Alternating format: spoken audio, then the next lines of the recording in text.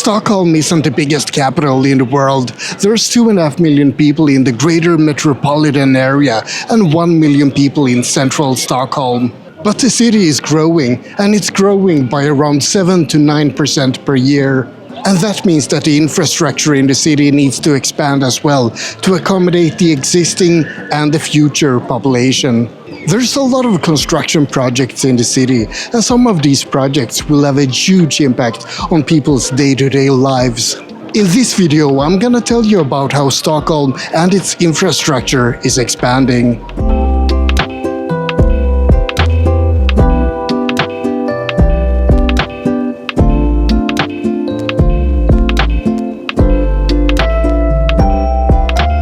Sweden's most important highway is the E4, European Highway 4, and it passes right through Stockholm. That might have been a smart decision at some point, and I'm giving it the benefit of doubt there. But it's not smart these days. There's a lot of people who want to go from the north to the south, or vice versa, and right now they all pass through Stockholm. Sure, they don't have to drive inside the city center at least, but it's still a bottleneck, since all traffic still needs to pass through the same highway. During rush hour, there's a lot of congestion. I mean, not like in the US, because this is Sweden, but this is Sweden, and we shouldn't need to have congestion. We have a lot fewer cars, and people are spread out over public transport as well. So a decision was made to start a pretty massive project, the E4 Stockholm Bypass. The Stockholm Bypass will connect the northern and southern parts of Stockholm County by a gigantic tunnel. This link will be one of the biggest road tunnels in the world, and it's estimated that 140,000 vehicles will pass through it every day. In fact, it will be the second biggest tunnel in a city after the Yamate Tunnel in Tokyo. It's not a project without its controversies though. Similar projects have been discussed all the way from 1966 to modern day. But in 2014, the government finally overruled all appeals regarding the work plan. And that was the official start of the bypass project. Since then, it's been 10 years of digging and explosions, and there's at least another 5 years of construction remaining. At least. The cost will be more than 40 billion Swedish krona, 4 billion euros. And given Sweden's track record at planning huge projects, it will probably end up at 6 billion euros or something. The tunnel will start around Kungens Kurva in the south of Stockholm, pass under the suburb of Skärholmen, and continue north underwater. Then it will exit around Häggvik, north of Stockholm, and if all goes well, it will be a quick and convenient way for people to travel across Sweden without affecting the Stockholm traffic.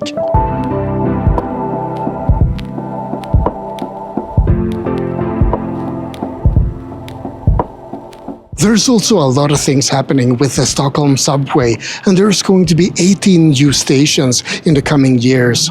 The blue line is the newest subway line, and in the north it ends in the suburb of Akalla. That line is going to be extended to Barkarbystaden and Barkarby by 2027. Barkarby is a commercial district where you can find IKEA and other big stores, and Barkarbystaden is a newly built residential area. Currently, there's not much there. It's grey and soulless, but that might change with a new subway line. The subway is Stockholm's arteries and veins, and it brings life throughout the city. Barkarbystaden might still not become a hip and trendy area to live in, but it'll be a lot more attractive once it gets a subway station.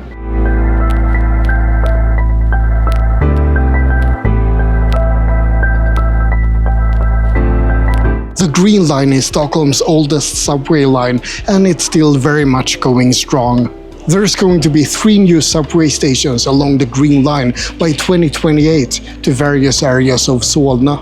Solna is a city within the city, and it's expanded a lot in the last decades, especially in the area around Mall of Scandinavia and the Strawberry Arena. The new subway stations will be at Arenastaden, right by Mall of Scandinavia and the Arena, and at Södra Hagalund and at Hagastaden. The new stations will be in a currently quiet area of Solna and close to Karolinska Institutet, a medical research facility. Solna will most likely get a massive uplift from these new subway stations, and even more people will be able to visit Mall of Scandinavia. Currently, there's just a commuter train station by the mall, so this will make it a lot easier to get there. Even though they might connect the subway line at Odenplan, which already has a commuter train station that goes to the mall, so it's mostly an alternate route. But they still haven't decided on the connection point though, which seems a bit late if they're gonna open it in 2028.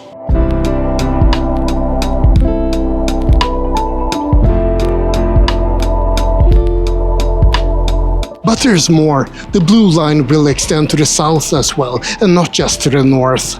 There's gonna be a new station at Sofia on Södermalm, and it's gonna connect to Gullmarsplan and onwards to Slakthusområdet. Slakthusområdet, the slaughterhouse district, is an awesome area for parties and clubs right now, but there's a risk that it's gonna get a bit gentrified. Along with the new subway station, there's also gonna be a lot of construction with new commercial buildings in the area. I hope that the area will retain some of its charm though. There are way too few places in Stockholm with run-down industrial buildings that can be remade into clubs.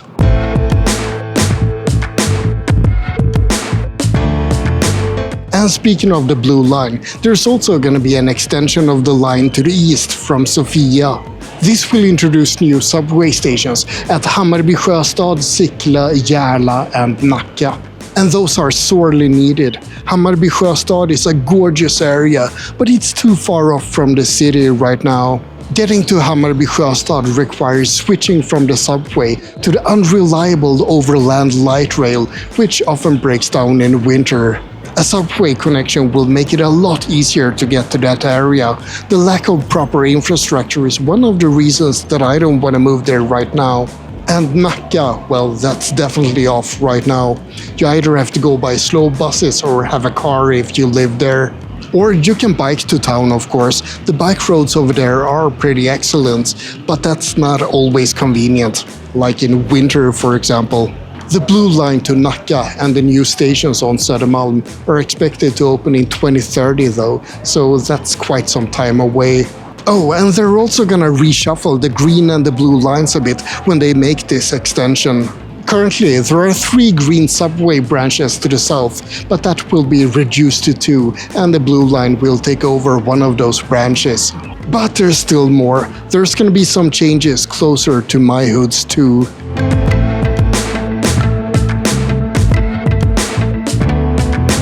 Fridhemsplan on Kungsholmen is a pretty significant connection point right now. The blue and the green subway lines meet here, and there's also a lot of bus connections. Well, one more connection is coming, because there's gonna be a new subway line, a yellow line, that connects at Fridhemsplan. This one will go south to Liljeholmen and then onwards to new stations at Årstaberg, Årstafältet, Östbergehöjden and Älvsjö. This is a pretty massive undertaking. Älvsjö currently has a commuter train station, so it's reasonably connected to the city. But the other stations are much more inaccessible right now. They can only be reached via overland light rail. I think that the yellow line will introduce a lot of new people to those areas of Stockholm and introduce a lot of new life to those places too. A friend of mine used to live in Årstaberg, and I have to admit that there wasn't really a lot going on there. But maybe that will change soon. Or maybe not soon. The construction of this new line will begin in 2025, but it isn't scheduled to open until 2034. So if you want to speculate really long term, then maybe it's a good idea to buy an apartment in those areas now. But that's only if you want to live without a subway for another decade, until the connections there improve.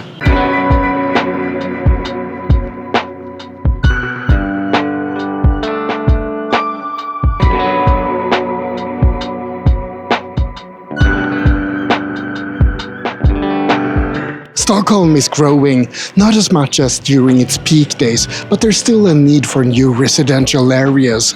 The suburbs around Järva will expand, as will the area around Norra Djurgårdsstaden.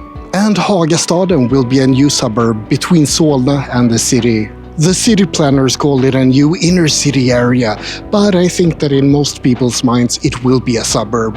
It's just a bit too far off to be considered inner city. Årstafältet is also a new suburb that's being planned. That's where one of the new yellow subway stations will be. 17,500 people will live in Årstafältet in about a decade or so, depending on how the subway construction goes. And 6,000 new apartments and 50,000 jobs will be created in Hagastaden. 12,000 new apartments along with 35,000 jobs will be created in Norra Djurgårdsstaden. It's an exciting time for the city, and it's going to be exciting to see all of these new areas pop up from currently undeveloped land.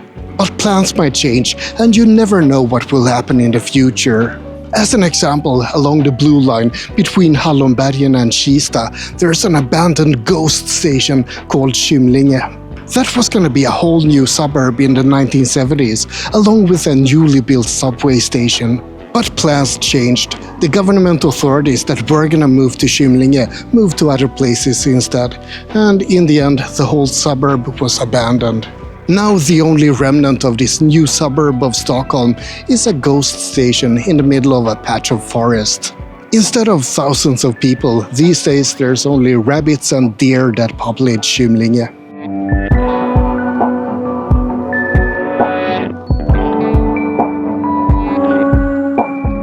Stockholm is growing and the infrastructure is expanding. I hope that the city will become even better and that public transport will be even more efficient in the future.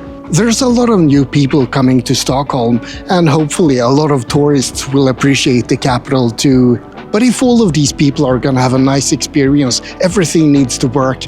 Infrastructure, public transport, all of it. So I'm happy that Stockholm is taking steps to improve the situation now, before, for example, congestion and the housing situation becomes even more severe. And that's about it for this video, all about how Stockholm and its infrastructure is expanding. I hope you found it interesting. Like and subscribe, but most importantly, have a great day.